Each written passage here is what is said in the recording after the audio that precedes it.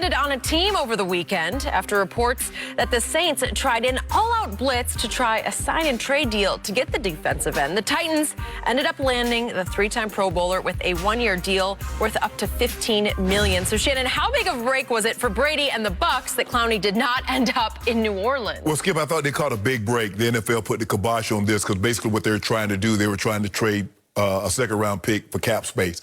The Cleveland Browns was going to give up was going to get a second-round pick for $5 million to eat the $5 million. The NFL says, no, we got stipulations on how trades are supposed to work, and we don't want to open up Pandora's box. But, Skip, I thought Tampa Bay dodged a huge bullet for the simple fact you'd have been able to pair Jadeveon Clowney with Cam Jordan. Remember, they took Davenport in the first round, and they signed Zach Braun, the edge rusher out of Wisconsin. So, and plus, on the back end, you have Lattimore, who's been a Pro Bowl player. You have Malcolm Jenkins, who they got from the Eagles. And so, for me, I believe this would have put them over the top. But I'm not surprised that Jadeveon ended up going with the Tennessee Titans because his best year he had under the head coach, which was Mike Vrabel, who was the defensive coordinator in Tennessee. And plus, I get an opportunity to see you jokers that didn't believe in me, didn't think I was worth the money that I was asking for. So I get to see you twice a year. I think that plays a lot to do with it, Skip. That's always in the back of your mind because the team that drafted you, okay, you believed in me, and now when it came time to get my money, all of a sudden you didn't believe in me. I think Jadeveon overpriced himself, Skip. I know he fired his agent, Buzz Cook. But, Skip, Buzz Cook was not going to get him $20 million for 3 sacks. To get that kind of money that he wants, you got to go put the quarterback on the ground a bunch. I believe he's a better run player than he is a pass rusher.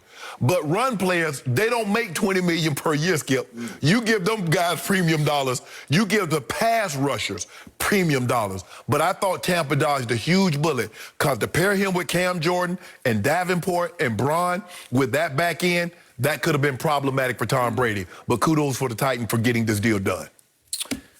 Sometimes Super Bowl seasons are just meant to be. Sometimes you get breaks that you just don't see coming, and I didn't see this coming because when we left here Friday, all signs pointed to Clowney being a Saint. Yep.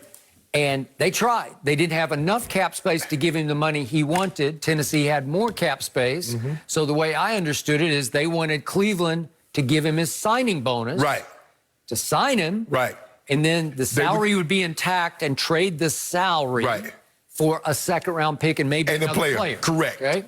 And the NFL said, well, effectively, Cleveland, you're trying to buy a draft pick. Correct. You're just trying, with the signing bonus, you're saying, we'll pay X for a second-round pick. You see that in baseball and basketball, Skip, because, you know, we'll do that for cash a player in cash considerations. NFL says, So I agree with you. Clowney, as a Saint, would have been a difference maker in the NFC South. Correct.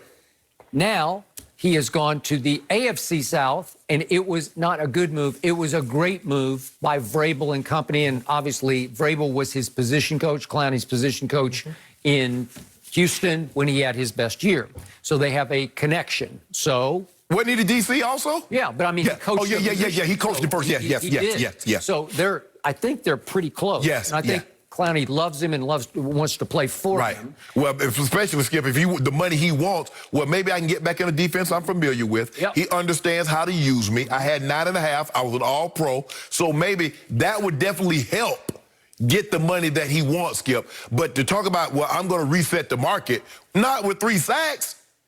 Skip, he had 3 sacks. And I'm still a big fan of his. I am too. He is a disruptor. But you would think somebody with his kind of ability, Skip, you think about it, that the dude's 6'4.5", 255, can run 4.5, long arms. I mean, he's explosive. You would just expect him to be more of a pass rusher than what he's displayed over his career. But I believe he's more disruptive in the run game than he is the passing game. Every time I turn on one of his games, I see him. He in the backfield. I see him. And I think the quarterback's seeing him, and they're trying to double block him. And he just causes problems, and he would have caused the Bucs huge problems. And now he's only going to cause the Texans and Deshaun huge problems, probably. So now back to the Buccaneers. I believe they already have a top 10 defense. And I was a little shaky about the running back situation. And all of a sudden, Thursday night, they add Leonard Fournette. So they added him and got to keep him because that deal's signed, sealed, and delivered. Right. And all of a sudden, Clowney can't be a Saint. He's a Titan. Right. Well, that's a huge shift right there. So the spread right now on Sunday's game at New Orleans is Saints by 3.5, Right. which is not much more than home field 3 points. Correct. So Vegas is basically saying it's kind of a But here's the thing, though, Skip. How much? The thing is now, how much is home field going to play an advantage with no crowd? So now, really, we don't know. You factor in, you say 3.5, but if there's 10,000 people, or, there's 5,000. Some teams are not going to have any fans in the stand. So how much is it? Basically, you're going to be at practice with artificial crowd noise, but the NFL says, look, send us what you're going to be playing throughout the stadium. We're going to see if it matches up decibel-wise, and then we'll go from there because we don't want any funny shenanigans going on. But I think the thing is, Skip, we got to be careful because you're going to have some, Jerry says, we could have up to 35, 40,000. Well, how is that going to be fair? Well, one team can have 35, 40,000 and another team can have 0. It won't be. It needs to be uniformity. Either you can have 35, 40,000 or you can't. You can't say, well, you can do this, but they can't do that because of location. Where if you play in the state of California, you're going to have no fans. No fans. But if you play in the state of Texas or Florida, you could have up to X amount of fans. So somebody's gaining a competitive advantage in the NFL. That's why they implemented the cap, Skip. Because they didn't want teams that had a lot of money to be able to buy players like the Yankees or the Dodgers or the Red Sox. So this was written in Pro Football Focus last Thursday. This was ahead of the Fournette acquisition, and obviously ahead of the conclusion of where Clowney would play. So no Fournette, no Clowney on either side, and they concluded at Pro Football Focus, while the Saints are in the conversation for having the best roster in the NFL, so are the Buccaneers. And when it comes to the areas that matter most, give the slight edge to Tampa. Matters most receiving unit and coverage unit.